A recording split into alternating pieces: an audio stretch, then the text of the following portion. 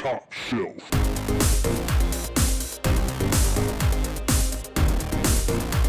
Hello and welcome to Top Shelf Board Games. I'm Hubba. I'm Sabrina. And today we're reviewing Witches of the Revolution. Well, let's go to the table and see how it plays. So Witches of the Revolution is a game for 1 to 4 players that plays for ages 13 and up, and the time is roughly 30 to 60 minutes to play a game. In Witches of the Revolution, each player leads a coven of witches fighting for freedom and to rid the nation of tyranny. Each player's coven deck has multiple witches, each of which can provide various types of magic, and some have special abilities when played. Each witch also contributes an amount of stars that can be used to recruit more powerful witches to your coven. Relics can also be recruited for free and are powerful one-time uses. The object of each game varies based on the 4 objective cards selected, but it remains the same that in order to win, you must complete all 4 objectives. You will lose the game if the Liberty Bell reaches tyranny, or if an event card reaches the corresponding space on the event track. On your turn, you're going to add a recruit to the first space of the recruit section. Next, you'll add an event. When adding an event, resolve any flip effects. Events may also have special modifiers while they are in play. If the first space in the event row is occupied, slide the events down to make room. Anytime an event with a bell symbol lands on a space with a bell, advance the bell 1 space towards tyranny.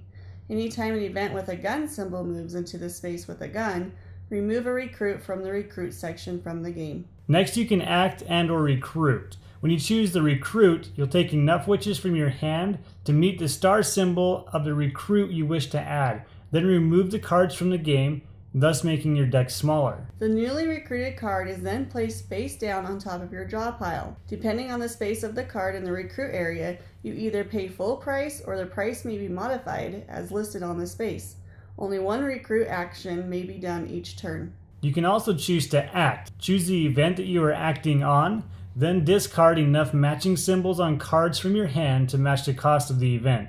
Each event has 2 different costs, but only one of them needs to be fulfilled. Once you have played your cards down, each other player may then also play 1 card from their hand. They choose which symbol type on the card they are assisting with. All cards are then discarded to their respective decks. When enough symbols have been contributed, the event is defeated. You may then take 1 matching token of one of the 2 symbols on the event that was defeated from one of the objectives. This goes in front of the active player and is a trophy that can be used later to contribute symbols towards defeating future events. If the event was defeated by double the amount of symbols required, then remove 2 tokens. Events with the moon or skull symbol only need that many total symbols of any type contributed to defeat them. Remember, when defeating events, they may cost more depending on how far up the moon is on the track. Next, the active player may choose to discard as many cards from their hand as they wish. This is optional. And the last step is to draw. Drawing is optional, but if you choose to draw, you must draw until your hand is full. If you ever have to draw a card and your draw pile is empty, you must shuffle your discard to create a new draw pile. Each time any player shuffles their deck, they must advance the moon 1 space on the track and draw a new event to add to the event row, then continue drawing. Play then passes to the next player and continues until either the 4 objectives have been completed, or players have lost tyranny growing too great, or events advancing too far.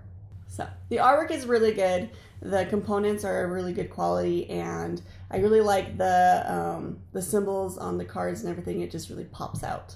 Yeah, and the box insert is fantastic. There's individual slots for all the event cards, there's deep pockets for the regular cards, and then there's cutouts for all of the spots for each of the different types of tokens, which makes setup it makes it a breeze to set up the game. Right, it's very crisp, clean, and organized, and I like it a lot. So the gameplay is straightforward and flows really well. You have the often difficult decisions to make of which cards in your hand to banish, so you can recruit new witches into your deck. But you have to be careful, though, of getting rid of too many witches that have the same symbols, because if you get rid of too much of the same symbols, you're not going to be able to defeat the events, or you're going to have a harder time defeating events if you've gotten rid of all those symbols. So knowing which cards to banish and which ones to recruit is really important. So I really liked the theme of the game, and I liked how it was expressed on the events and the goal cards. And like one of them was to resurrect Benjamin Franklin. And if you were successful, then you got to do the bonus on the bottom of the card, which was shuffle your discard pile into your new hand without the moon effect. And so that way, you have to try to decide which goal you want to complete first to help, which is going to be more beneficial for you which one's going to assist you better throughout the game. To go along with that, the events are specific things that are happening during the war. There might be witch hunts going on, there's tunnels collapsing in, or redcoats and their authority are going unquestioned. These are all types of events that you'll be dealing with throughout the course of the game. There's a lot of choices in the game. You have to try to manage your hand on which cards you want to keep or which ones you want to get rid of to assist your partner or get rid of an event card. You also have to try to decide which event card you want to get rid of. Do I want to get rid of the one that's going to go into the bell slot, or do I want to get rid of a permanent one? There's a lot of different choices on which cards are affecting you the most and how to effectively work the board to your advantage. Right, and while the gameplay is simple, the game itself is not easy. Even in just the basic setup of the game is very, very challenging. And if you want it to be more difficult, there's a whole bunch of other events that you can add in that are more of that increase the difficulty of the game exponentially. The game really gave me that Ghost Stories type feel where it's puzzly, it's difficult, and there's there's so much going on, and the threats are difficult. You don't know which one to do first, and that's kind of the feeling you get in this game. Is man, what thing are we going to deal with first? What obstacle are we going to tackle first? I like the game for the fact that it's very simple to play, but yet hard to master. And when you pull the box out to play, everything is organized and set up in the component box, so it's easy to set up, get it to the table, and start playing. The theme in it really stands out, and I just really like it. I like that the game's a deck builder, but I like that it has a slight twist to it. When it's other players' turns, you can still play cards, to help and contribute to overcome the event. So even when other people are going, you're still involved with what's happening in the game. But you still have that choice if you're going to play down a card or not, or keep it for yourself. Right. I also like that when you recruit, the recruit goes on top of your deck, and the cards that you use get removed from the game. So your deck thins itself out as the game plays, and the cards you recruit are essentially going to be right into your hand on the next draw phase, which is really cool. It's a nice twist on the deck builder genre.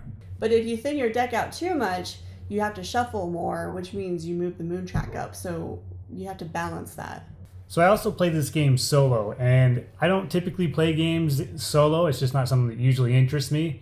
But when we were playing it, I thought, this is probably a pretty good game just solo. So I tried it, and it definitely lends itself to playing solo very, very well. If you're somebody who's into solo gaming, or a friend that is into solo gaming, this game is great playing by yourself. It's very puzzly. It's very it's got the very good decisions that you have to work through. The same decisions that are there with a co-op game, but it's almost a little bit more puzzly because you don't have the help from somebody else being able to help you. You got to manage your cards in your hand as efficiently as you can, and make those difficult choices of which events do I defeat, whiches do I recruit. And so the game plays really well solo with how quick it is and just the complex choices that you have to make. So if you like solo, I highly recommend this game for solo play as well.